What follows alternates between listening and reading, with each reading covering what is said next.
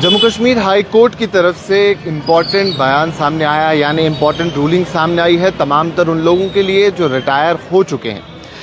जो सिंगल जज बेंच था जस्टिस राजेश शेखरी का, उनकी तरफ से रिटायरमेंट बेनिफिट्स के हवाले से एक बयान है। उन्होंने कहा है कि अगर किसी शख्स का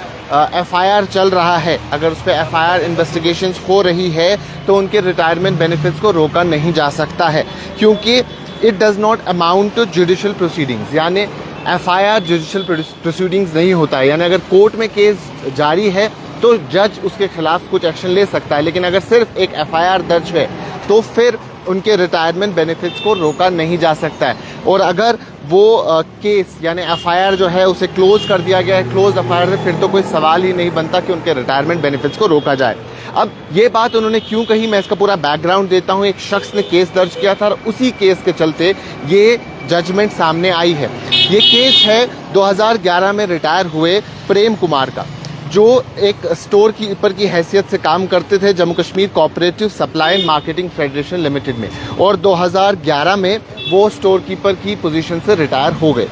उसके बाद उनके बारे में 1995 में एक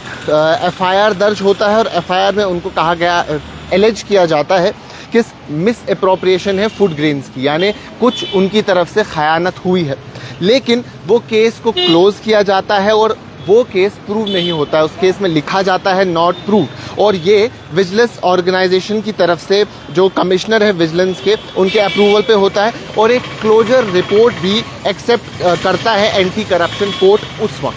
तो जो उनके खिलाफ 1995 में एफआईआर हुआ था वो क्लोज हो गया होता है और 2011 में ये शख्स रिटायर हो जाता है। लेकिन 2019 में जो जम्मू कश्मीर एडमिनिस्ट्रेशन है ये डिसाइड करते हैं कि हम इस डिपार्टमेंट को, जिसका नाम Jammu and Kashmir cooperative supply and marketing federation limited है, इसे वाइंड अप कर लेंगे, और एक लिक्विडेटर को लाया जाता है, उसे अपॉइंट किया जाता है कि देखें कि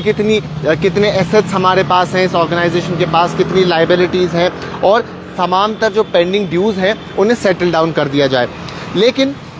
जब ये इन्वेस्टिगेशन चलती है लिक्विडेटर के ज़रिए, तो वो बताते हैं प्रेम कुमार के रिटायरमेंट जो बेनिफिट्स को रिलीज़ करने के बजाय वो कहते हैं कि प्रेम कुमार के पास 4 लाख रुपए मौजूद हैं और आउटस्टैंडिंग अमाउंट है अगेंस्ट प्रेम कुमार। लेकिन प्रेम कुमार उसके रेस्पॉन्स में एक न्यू ड्यू सर्टिफिकेट लाता है, यानी क्लियरेंस सर्टिफिकेट अपनी प्रोवाइड करते हैं, और यहाँ से क्लेम करते हैं कि 4 लाख मुझे आपको नहीं देने, बल्कि जो सरकार है, बल्कि जो फेडरेशन है, इनके पास ही मेरे 8,40,000 रुपये मौजूद हैं। और उसके बाद जब कोई सेटिस्फैक्ट्री रिस्पांस नहीं आता है, जो प्रेम कुमार है वो एक फाइल करते हैं रिट पिटिशन क्लेम करने के लिए अपने रिटायरमेंट बेनिफिट्स। यानी 2011 में वो रिटायर हो गए, 2019 में वाइंड अप करने की बात आई, और बिल आखिर फिर वो ये चीज़ का अपना रिट पिटिशन दायर करते हैं, और उसमें कई सारे आर्ग्यूमेंट्स आते हैं, कई सारी चीज़ों को देखा जाता है, और फाइनली कोर्ट इसमें कुछ चीज़ों को कोट करते हुए कहते हैं, और उनमें से एक यही है कि वो अपना पुराना एक केस रेफ़र करते हैं, Ghulam Mohiuddin Lone versus state of Jammu Kashmir, जिसमें वो यही कहते हैं कि अगर पेंडेंसी हो एफआईआर इन्वेस्टिगेशन की, वो जुडिशल प्रोसीडिंग्स नहीं होती है, और इसका मतलब है it can not be used to deny retirement benefits. तो ये इंपॉर्टेंट चीज़ इसमें समझने वाली है। और फिर कोर्ट कई सारी चीज़ों को कोट करते हुए और अपना पुराना एक जजमेंट कोट करते हुए ये चीज़ बताती है कि अगर कोई एफआईआर है, इन प्लेस एफआईआर भी है, और अगर एफआईआर क्लोज हो भी गया है, तो भी जो एम्प्लॉयर है, जो वो ऑर्गेनाइजेशन है, जो सरकार है, वो रोक नहीं सकती है अपने एम्प्लॉय के रिटायरमेंट बेनिफिट्स को। और जो यूनियन टेरिटरी ने ऑलरेडी एक पॉलिसी डिसीजन बनाया था जुलाई 2023 में कि जितने भी पेंडिंग क्लेम्स है JAK FED एम्प्लॉयज़ के, वो सारे सेटल डाउन होने चाहिए। और फाइनली जो कोर्ट है वो अलाउ करता है इस रिट पिटिशन को, कंसिक्वेंटली जो कोर्ट है वो ऑर्डर करता है कि जितने भी पेंडिंग रिटायरमेंट बेनिफिट्स है अलॉन्ग विद इंटरेस्ट उन्हें पे कर देने चाहिए। तो ये समझना अब इस केस में काफ़ी ज़्यादा ज़रूरी बन गया है, और ये काफ़ी अहम है यहाँ उन लोगों के लिए समझना कि जिनके रिटायरमेंट बेनिफिट्स उनको नहीं मिले हैं, वो अपने रिटायरमेंट बेनिफिट्स इस जजमेंट के बेसिस पे ले सकते हैं। एक पुराना जजमेंट भी इन प्लेस था, और उस पुराने जजमेंट में भी कोर्ट ने उसी जजमेंट को कोट करते हुए कहा कि जो Ghulam Mohiuddin Lone versus state of Jammu and Kashmir एक केस चल रहा था, उन्होंने कहा कि अगर इन प्लेस एफआईआर है तो रिटायरमेंट बेनिफिट्स को नहीं रोका जा सकता। रिटायरमेंट बेनिफिट्स वो बेनिफिट्स होते हैं जब एक शख्स रिटायर हो जाता है तो उनका एक सर्टेन अमाउंट उस पर्टिकुलर पोजीशन के जो उन्होंने पूरा अपना सर्विस पीरियड दिया होता है उनके वो